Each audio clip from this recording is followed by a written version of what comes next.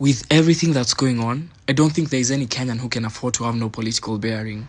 We must be aware of all the affairs happening within the political scene, whether you're young, old, Gen Z, millennial, farmer, doctor, content creator, we must all have a political stance. I have read the finance bill and gathered some information from Twitter, news articles, and this is why you should be worried about the finance bill. Let me first of all begin by saying this. The current sabotage of every pillar of the society by the current government seems a bit too intentional.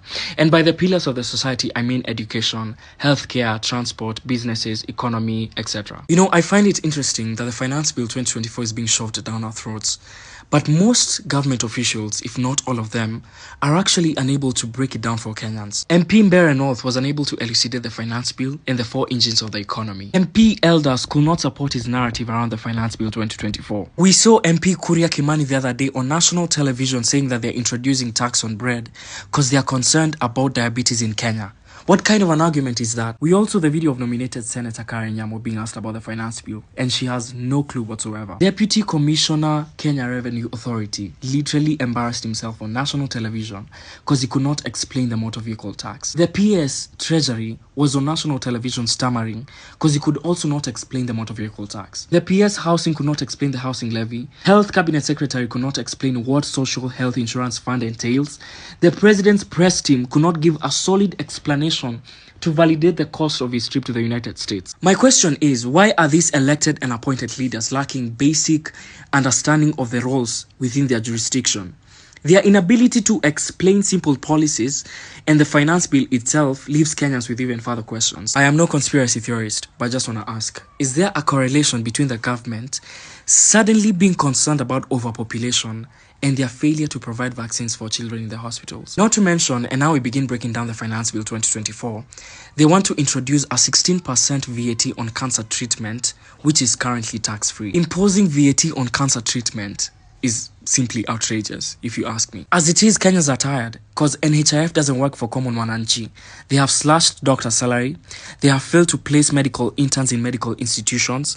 They have defunded Linda Mama. There are no vaccines for children. When does it stop? 65% of women in Kenya are affected by period poverty. But this government wants to introduce taxes on sanitary pads. Is this a government that cares? There are certain goods and services that are currently tax-free, but in the finance bill will be subjected to taxes between 3% and 20%. To mention but a few, some of these items are milk, bread, furniture, solar and lithium batteries, locally assembled and manufactured mobile phones, electric bikes, cement, musical instruments used in learning institutions. There's a lot. There's an interesting proposal in the finance bill to amend the Data Protection Act, where government institutions can access personal information for assessment, enforcement, or collection of any tax. All these taxes, and there's no free drinking water, no free medical treatment, no free education, no free police services. Let me ask, aren't taxes meant to subsidize essential goods and services for those who can't afford them? Because this government wants to subject the same essential goods and services to heavy taxation. No one needs a degree to understand that overtaxation of citizens will depress personal spending and kill the economic growth.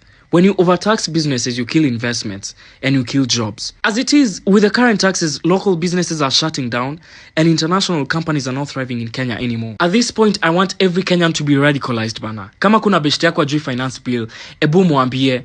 And I love the fact that the revolution has already begun, online and on ground. Because Kenyans have begun a revolution and it's not going to stop until the right policies are in place.